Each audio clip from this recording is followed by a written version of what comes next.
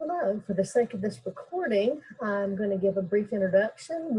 I'm still waiting on participants to arrive, but I'm going to show a little PowerPoint, a little slideshow to explain about Quest, because we've had surveys in the past where parents may not have understood how their students were selected or the process. They knew the parts of the process that they participated in, but not the various other steps, as well as a lot of confusion with students and parents regarding what is Quest at the secondary level. So I'm going to show this and explain this. And we also have a new program that we're doing elementary and middle school that will be part of this early presentation. And then I'll quickly go to the website, show you how to find the GT handbook, just some things to do so that as you watch this recording, it will help you know and understand, hopefully, some other things. If you are part of the GT Parent Advisory Committee, I welcome any and all feedback throughout the year. Please consider yourself a member of this committee. Even if you're just watching this as a recording, you may email me, you'll have my contact information. Please feel free to contact me. So we're gonna wait just another minute or two and I will share my screen.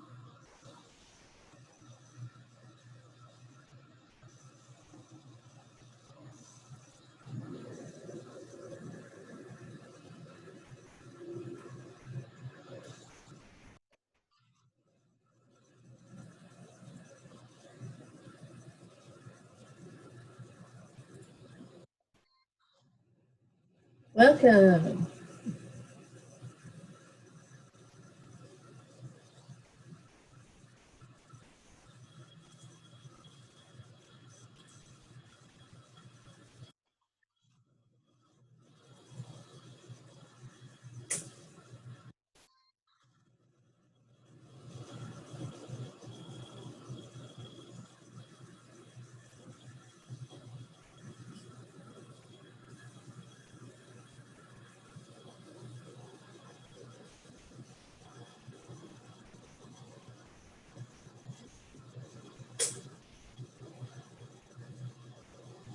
Welcome. So far, there's only 2 of you, but I am going to record so that any parents that can't attend today will be able to both see what I present and hear any questions or any information that y'all are interested in.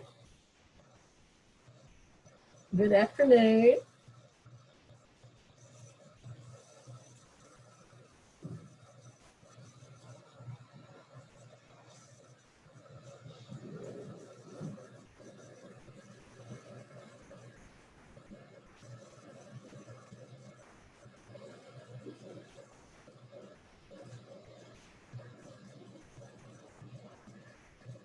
So this may be it for today. I know some people are going to watch this as a recording. And if you have any questions, since there's only 3 of us, I don't think there'll be that much feedback with if you're unmuted.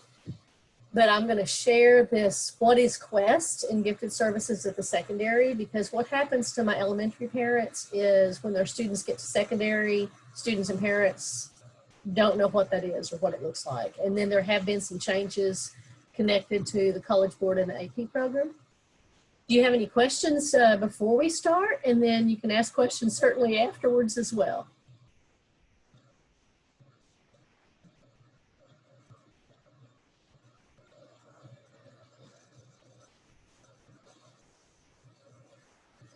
Okay, can you see my what is Quest screen?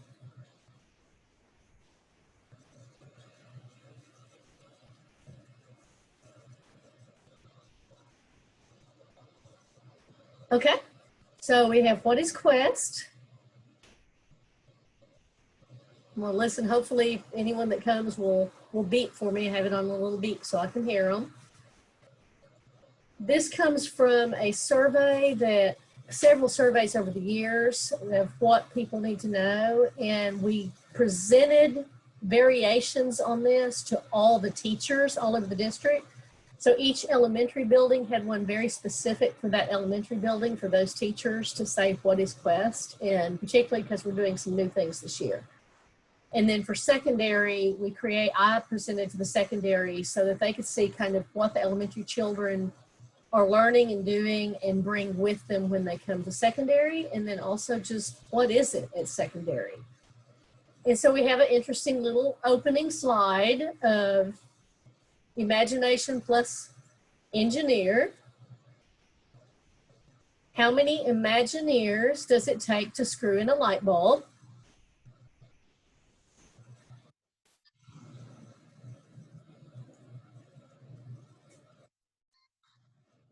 Hey, Ms. Holmes is at our 7th and 8th grade building, and she's joining us today. Welcome. So I'm showing the presentation that all the teachers have. So our 2 parents that are joining us today, and then those that listen in on the recording, can see exactly what the teachers heard, and then kind of have insights into information they may not know, some information that a lot of parents, when they fill out a survey, or just go, I don't know. So here's our interesting little question. Y'all have had time to think about it now. What would a GT student answer? Does it have to be a light bulb? So there is a gifted definition at the State Department. Gifted and talented children and youth are those of high potential or ability whose learning characteristics and educational needs require qualitatively differentiated educational experiences and or services. And we try to provide those for our students. Possession of these talents and gifts or the potential for their development will be evidenced through an interaction of above average intellectual ability, task commitment, and or motivation and creative ability. So high achieving children in poverty and from minority groups are 2.5 times less likely to be identified for and served in gifted and talented programs in school. So we are trying to find children, and particularly ELLs can be difficult because their test scores may not reflect their abilities. So we have some of these characteristics to help us find students with language barriers.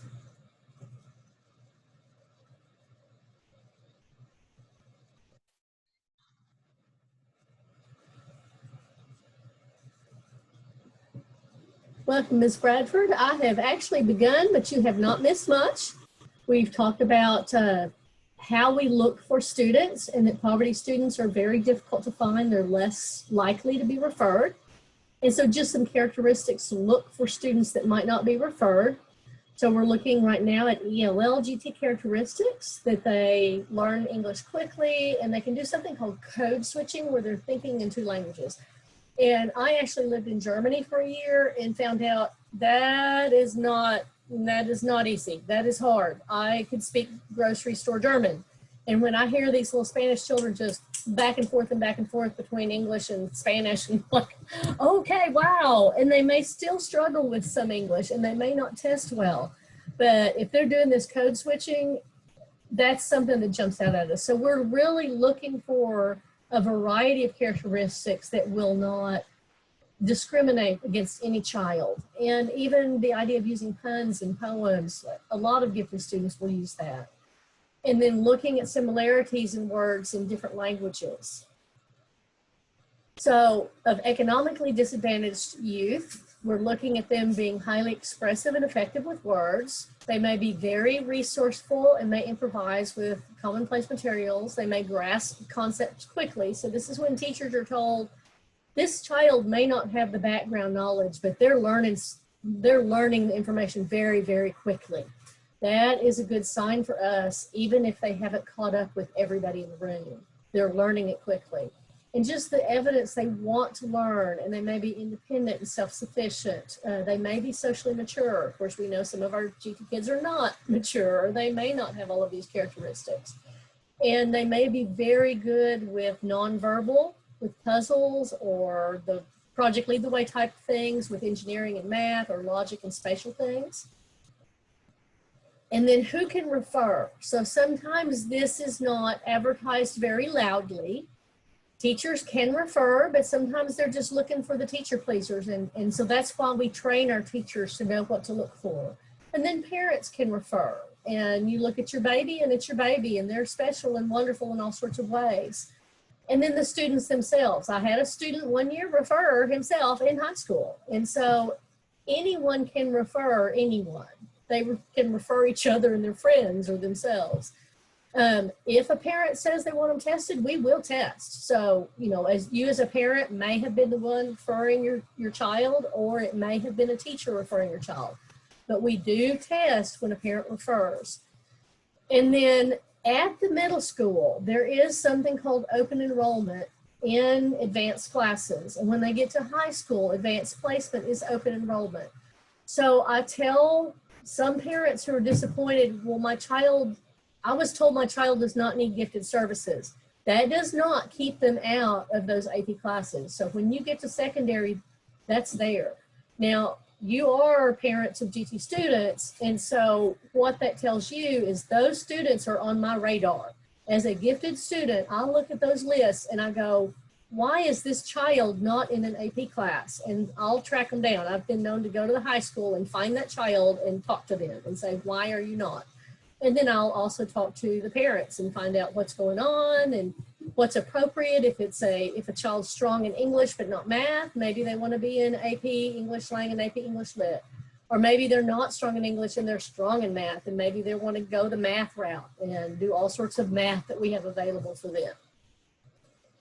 And so, you know, what helps them at the secondary level is it's on their transcript. So as a GT student, that pops up into their transcript. It is a long process. So sometimes teachers and parents don't understand this with all the testing that we do. We do tests throughout the year. Paperwork is given to teachers in their boxes and emailed in January. We write what is called a case study. So we're looking at a lot of different information, both subjective and objective. When the parents are filling out those little questionnaires, you may remember, we may take quotes from that. Anything that supports a child and makes the child look, you know, do they need gifted services? We want to show everything that would prove our case. And then those case studies are presented to a district GT committee, and then parents are notified in May. 3 areas we look for: the above average ability, creativity, and task commitment. So then for above average ability, what does it mean? We have a gifted guru named Renzulli who breaks it into general and specific abilities.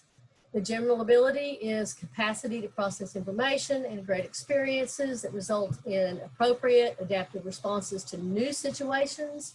They're able to engage in abstract thinking, which could be verbal or numerical reasoning, spatial relations, memory, word fluency, all of those things.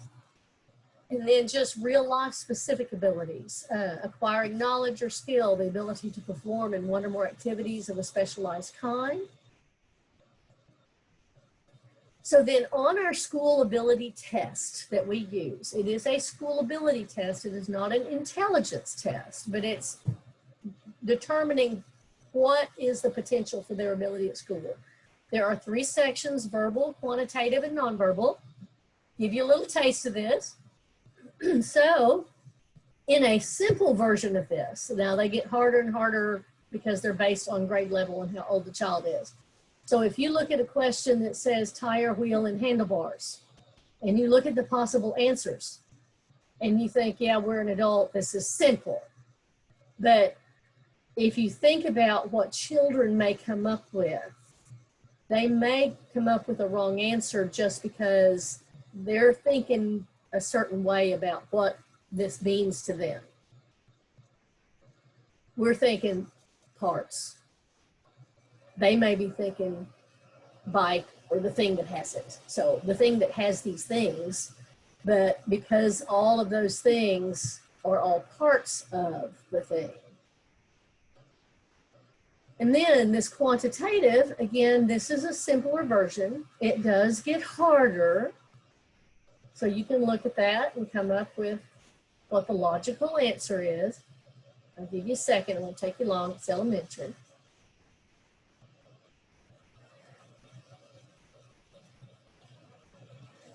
So I'm sure you all got that. Okay, now I gave 2 versions of this since I presented this to secondary. The elementary version is up at the top. It makes it very, very clear what you're doing with this paper folder. And you can see how easy it can be, but it's still hard for the babies when little children are looking at this. And this is a sample, and it's an easy sample to get them started with what paper folding looks like and what they're supposed to figure out from it. The green one at the bottom is the hard version. This is 6th grade. Now, my elementary GT teachers all got together and tried to figure out the answer.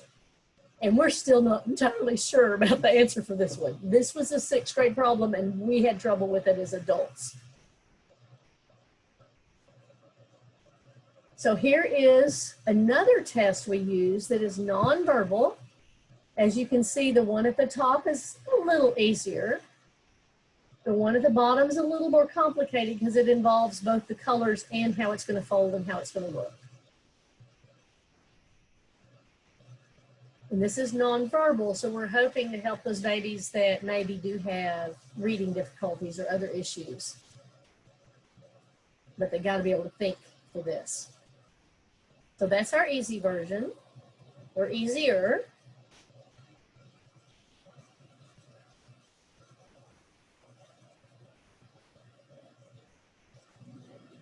And then the creativity test. Now, I sent this as an attachment.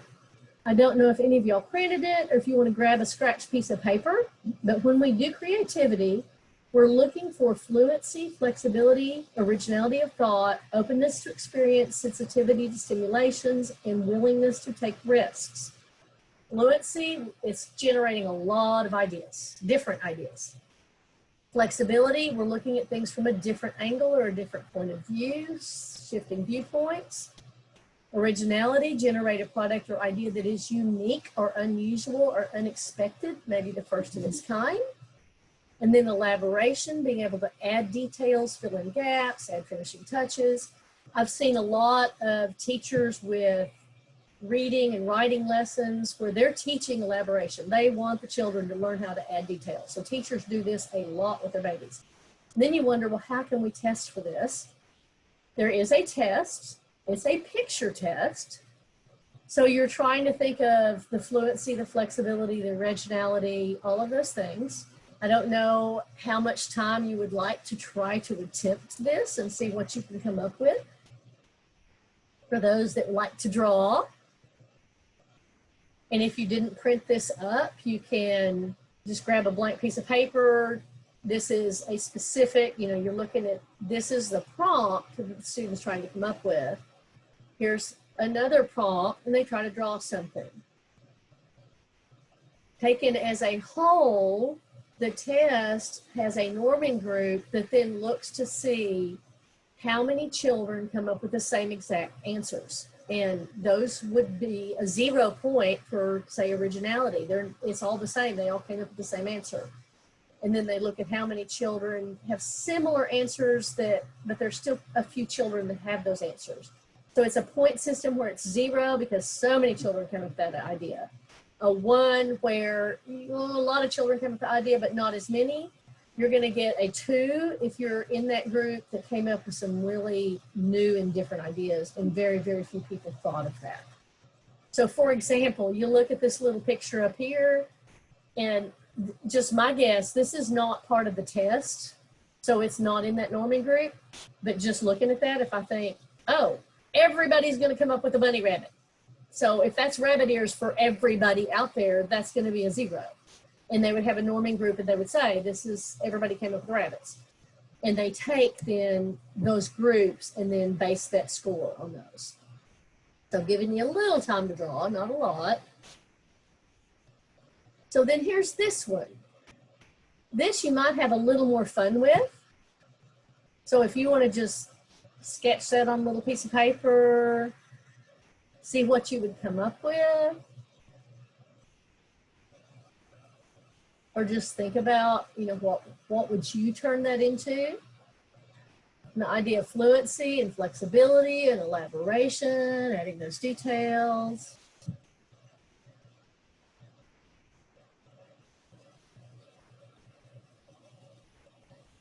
And children on the test actually do get points for working outside the box. If they work outside the box, that's a creative child. They are not going to be hindered by the fact that that is oh, wait, yeah, it's a hat. Maybe a lot of children come up with a hat, but they're going to get more points for the elaboration in this and the fact that it is out of the box. And in fact, the actual test has numbers. And so let me show you this. If we go back, if a child takes several of these boxes and combines them into a single picture, that also becomes important, because in general, it's going to be 1, 2, 3, 4. I'm doing each little picture because it's in a box and it's got a number, and I'm giving it its little title, and I'm not thinking outside the box. I'm not doing something above and beyond what the rules might be or what they think the rules are, because the test doesn't tell them that's a rule. So then task commitment is also important. So motivation that's turned into action, the perseverance, and again, teachers try to help students with this. They try to help them learn to stick to things, give them a little more challenge, help them to be challenged and say, I'm going to keep trying, and hard work and self-confidence. Renzulli says that without this task commitment, high achievement is not going to be possible. So we've got to help teach our children task commitment and perseverance. And then there's not a test for this. So this is where we have parent comments, where we have teacher comments. So we will take quotes that say this child really sticks to things, or an example of when a child really stuck to something. And then here's what students, I think, are y'all all elementary? I can't remember who all's at which school. That at Quest, we let secondary folks know what Quest is and what they experience at Quest, that they have. And this will help you if you're elementary, you'll know, oh, okay. And you may or may not know the details of what your children are doing.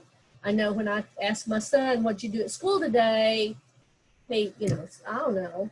And he does, he doesn't tell me the details unless I delve into it and ask specifics. So there is something called unit study.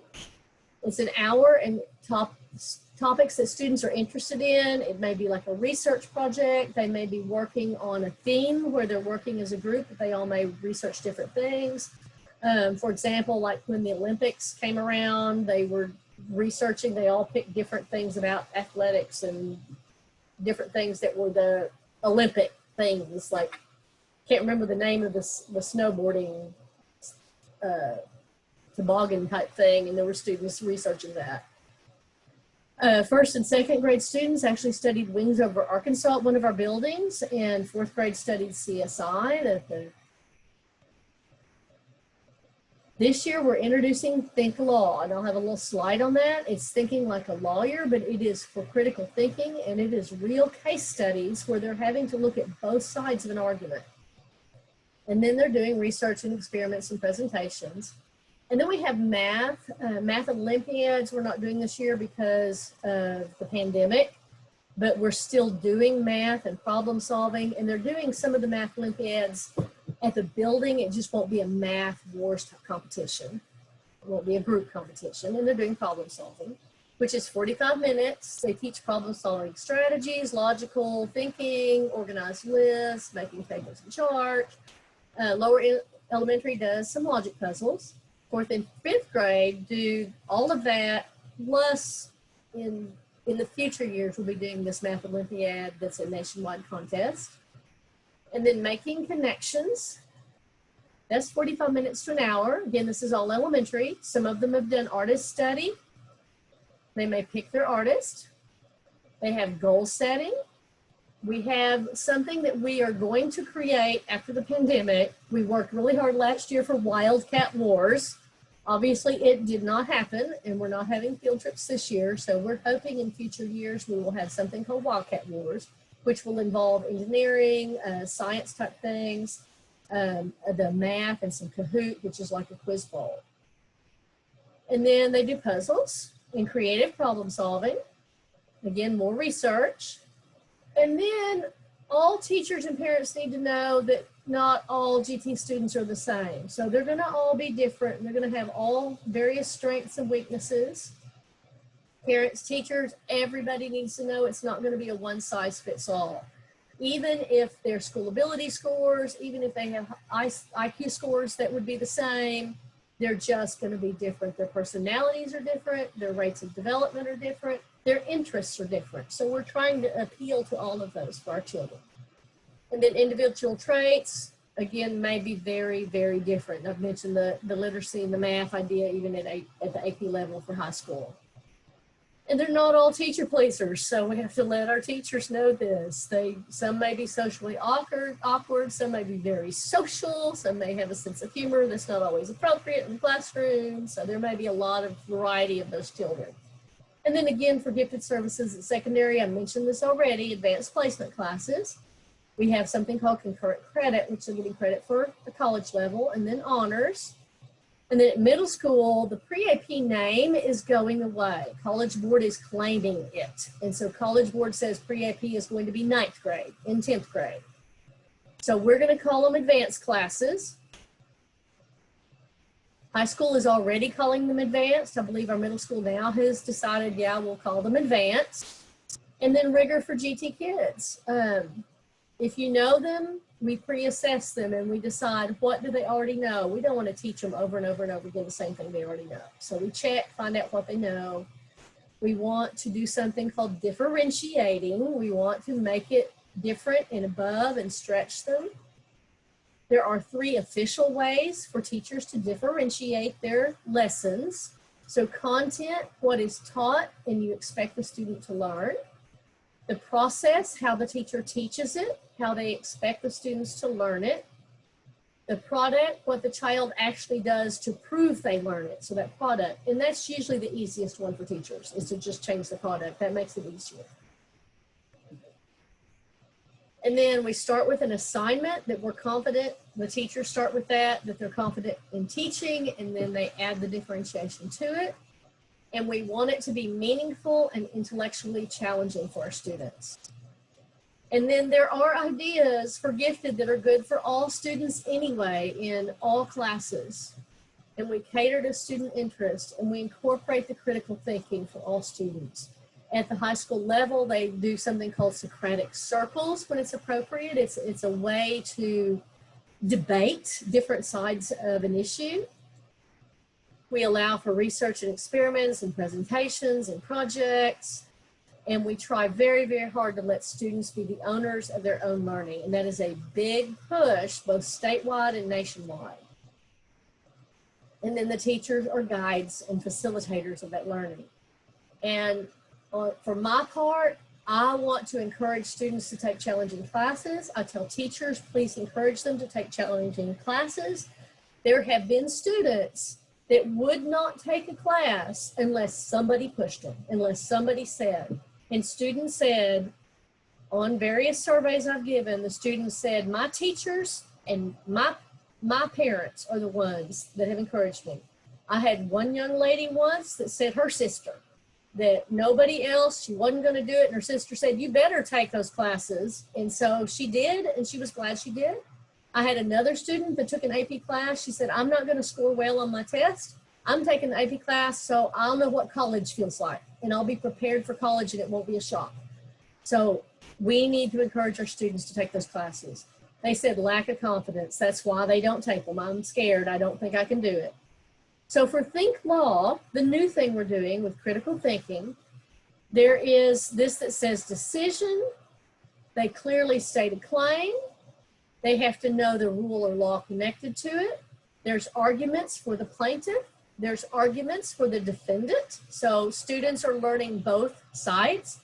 And then they have to know how it's going to affect public policy. How does it change the world or affect the world? Good or bad? If this decision were made, what would happen with other similar cases? And then they have a conclusion that summarizes the law and arguments, raising new points, what's going to happen as a result of this. So Think Law, the skills that students are learning, they're getting reasoning skills, they're learning to infer, interpret, analyze, they're using metacognition where they're going to think out loud and figure all this out. There's dispositions they get from this. Hopefully they will be more and more inquisitive. They're going to seek the truth. They're going to gain self-confidence. They hopefully will become more mature as they experience all of this. And if you need to contact me, this is my contact information. I help in any way, and you are my parent advisory group. So please write this down. Please send me any comments, anything you want to know, anything that you say, hey, we need to fix this, or I think this is a problem. Please reach out to me and let me know. So I'm going to escape this one. I want to give you a little bit of time to do that. I want to take you to our North Little Rock School District GT page. Okay, nod your head if you can see the GT page. I'm supposedly sharing, okay, I'm sharing the one computer screen. So on this GT page, how you get there is there's a menu, and on that menu, like if you're just at the North Little Rock main page, you can find me under menu and scroll down to departments and gifted and talented. So that's how you find the GT page. Let me go ahead and click on it anyway. So you get to the GT page. We've got information about how do I know if they're really gifted, the bright child that's a high achiever, the gifted learner, and then even possible problems that might show up with your gifted learner. And then I have the GT handbook here. We've got GT learner expectations. All of these are links to take you to information. There's even, as your student grows up and comes to high school, you can look at AP course descriptions and even links to colleges. There's high school AP information page. I've got the 5th grade pre-AP information page. That was for when we had official pre-AP classes, but then those pre-AP are now, going to be advanced classes. But it's got links and information for you there as well. So you can click on that and get that information. Oh, and those little, here, these little links should be links to colleges. I'm not sure that one will link to them, but some of the pages do. And then I've got my old district parent advisory committee. I will add your names to this.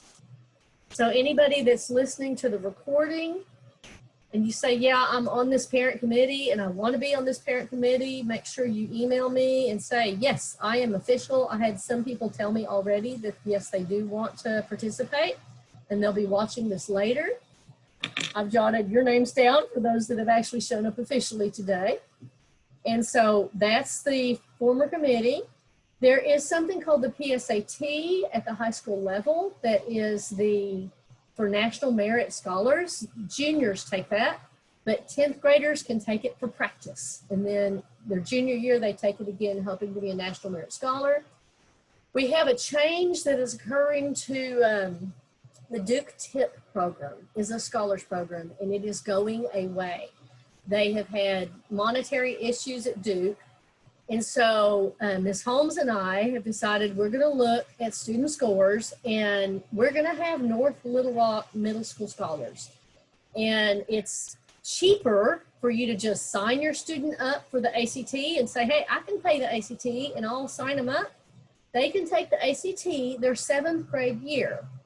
And then I would want to know those scores, find out, yeah, you made such a great score, and compared to juniors or anyone that takes it, we're going to label Little Rock scholars. We call them Little Rock Middle School scholars because they took the ACT and did well. And so that's a little change that's happening for us. I'm going to quickly, if I can get to my drop down is blocking me from what I need. There we go. Okay, so the GT handbook, this is something you may want to look at on your own. It would take quite some time for me to go through every page of it. But when you look at it, we've got the little table of contents. So you can go through this and look and see, okay, there's things that won't change, obviously, people and contacts and information that I'll change as they change, like our new superintendent. And then we have philosophy. Oh, and we have what's called the AP Capstone program. That's something that you'll want to learn more about when your student is in high school. We have program goals here. We have the definitions, rationale, vision, mission. So here's what, as you look at the referral process and our case study process, if you want to give any feedback, there's instruments of identification that we use. the parent notification, the identification procedures. So really all of the details, and then the due process, all the steps we use. Then there is a parent appeal. So parents can appeal. There is an annual evaluation procedures as we look at all of our children in our district. We have program options, so things that we're doing to take care of our GT students. And then again, what I said about differentiation, that there's content, process, and product, that's on that page. Then we have information about what elementary, middle school, and high school look like. I am probably going to have to update that because that says pre-AP on it, so I'll be updating the handbook for that. And again, if you see this handbook and you see things like, oh, Ms. Carlin, you told us there's no pre-AP anymore, you can tell me that you saw that in the handbook and remind me to fix certain things. And then this is just job titles and those type of things. And then our professional development, we have an annual evaluation, checklist for identifying language minority there, the checklist for identifying economically disadvantaged. And then here's where our forms start. And I have had good parent feedback from our parent committee over the years. One year, we used to make every parent whose child was referred come sit with the GT facilitator. And they did not know if my child was placed or not placed. They had to have a conference to find that out. And the teachers had a box of Kleenex. And they found out, no, my child does not need gifted services. And the parent was crying and it was just miserable. And the parent committee said, why do that? Don't do that. Send me the letter and let me decide if I want that meeting or not. And so that changed this letter here, not that letter, that's the referral letter, like your child has been referred. All of the data on the referral has been gathered. The referral conference was held. And so there is the child has been placed letter. There is a letter, the child has not been placed, and the parent signs this, that I give consent, and the parent can say, and the committee said, I want to decide if I meet. And so there's a place for them to say, yes, I want to meet, and here's a good day and time. And so that's how the parent committee has helped me over the years of tweaking and fixing. We've talked about if there's State Department standards, then when a parent says, I want my child to have 100 minutes instead of 150 minutes of service. I don't want them out of the regular classroom as much as the 150 minutes that's required. And so with the parent committee, we had conversations about that 150 minutes is a State Department standard. We are required to give our GT students 150 minutes of service. And so those conversations can happen if a parent says, hey, and they ask, and we find out some of them are requirements, some of them are, no, we can fix that. That's something that's just a district decision, or that's something that's the GT elementary facilitators thought this was a good idea. And so any feedback you want to give would be fabulous. We will tweak what we can, and I will let you know those things that we cannot. Do any of you have any questions? You may unmute because I don't think we're going to have feedback with just 5 of us. Oh, we just got a lady coming in. Thank you for the information. I don't have any questions. Man.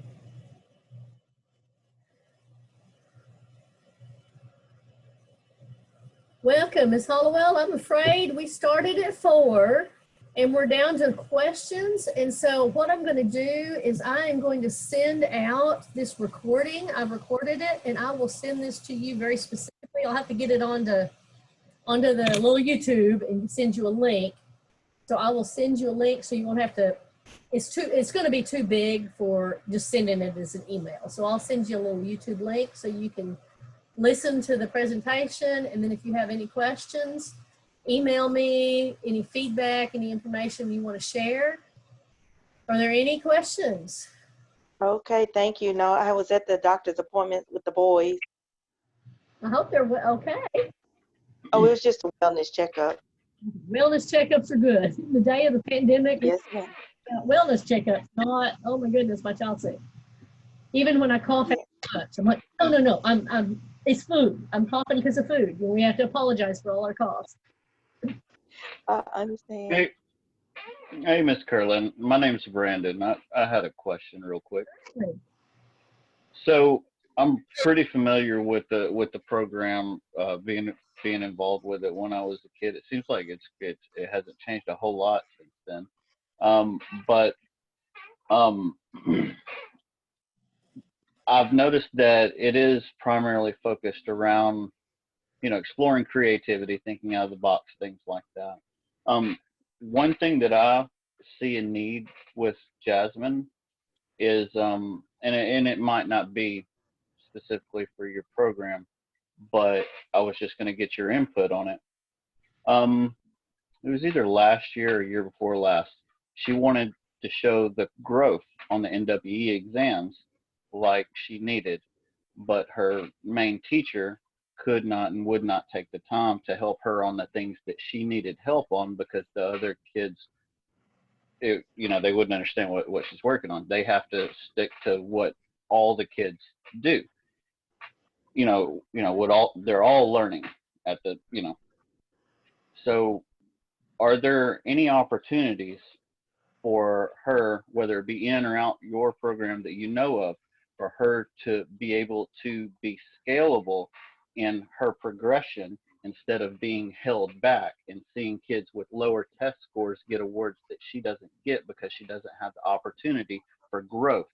And now it's a bigger deal because this year she doesn't have a tablet that she can learn at her own self-pace in the classroom like she did in years past. Okay. So if you would send me a private email with your school building, maybe your teachers, I actually go in and help teachers, but then my GT facilitators also are able to see the NWEA. And what's really wonderful about NWEA is when you look at the individual students, because my GT people can see those individual students, it shows what they're ready to learn. So it says ready to learn. And that's what you're talking about, that growth. My child is ready to learn. And if that classroom teacher is not helping or pushing, then the GT facilitator can also jump in and see, this is above and beyond what the classroom is able to do right now. Because I know it's really hard with the classroom teacher sometimes when they've got them all over the place. And what we encourage classroom teachers to do is kind of to have the three groups to look at, okay, here's my lower group, and I'm really help them grow and learn the things they need to. I've got the middle of the road, everybody's learning this. And then I've got my higher GT, my other students, and they may or may not be GT students. They may be just, I'm ready to learn at this level, and I'm ready to learn this particular topic. There's so many of them, even the NWEA trainers said there's just too much. They have to pick and choose and say, okay, what's the most important ready to learn high level thing that I could focus on? So that, for example, I looked at one specific child and there was lots of ready to learn stuff. And I thought, well, but here's this one ready to learn that would really be doable for this one child, and pick that particular thing to help push them. So again, there's going to be some give and take of, there's so much of the ready to learn that me personally, I could lose my mind trying to meet every ready to learn benchmark that child would have. So then we are picking and choosing. And so the classroom teacher has to choose some, but then the GT facilitator can also choose some and say, okay, let's look at this. And I would say, and I would encourage both the GT people and the teachers, what are the child's interests?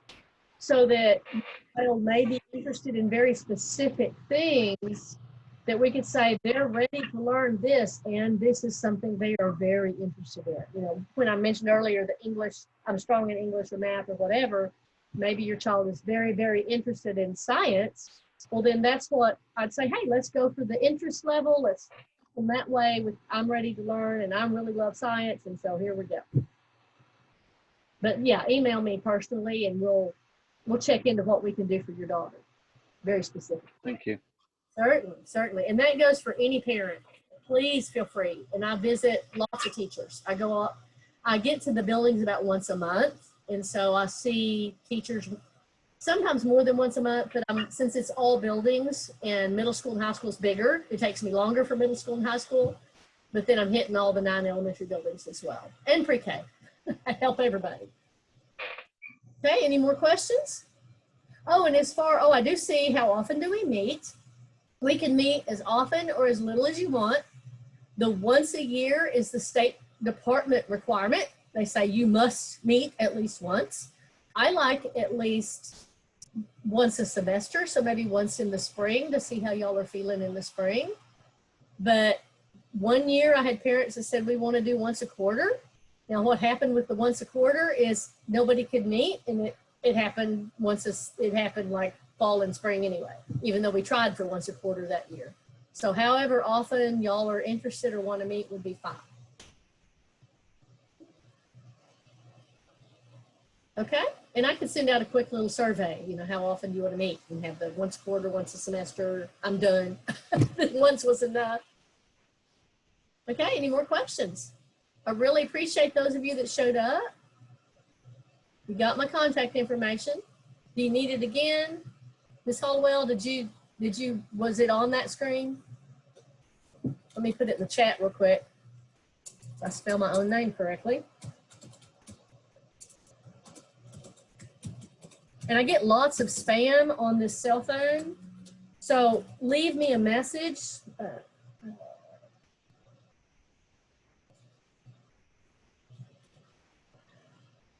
So leave me a message on, I just sent it to a private person. Didn't mean to send it privately. Let me send that to everybody. Come on.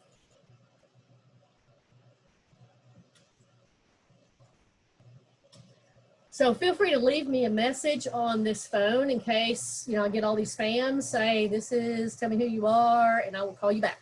And if I'm in a classroom, I won't be answering my phone. I'll call you back after I'm out of the building or out of the class. Thank y'all so much. If there's no more questions, we could say bye. And I'll try to remember and send you a little survey that says, how often do you want to meet? Or do you want to do me I want to meet like one more time. I want to meet how many times this year? You want to show me some fingers just in case? Or put in the chat how many times you'd like to meet? That'd be quicker than a survey. Okay. And then I'll send a survey because I've got a whole email parent list that's all the parents that I'm going to send this to as well. Well, thank y'all so much. I appreciate you spending your time, taking your time out of your day. Y'all have a good night. Stay safe, stay healthy. Thank you so much. Bye-bye.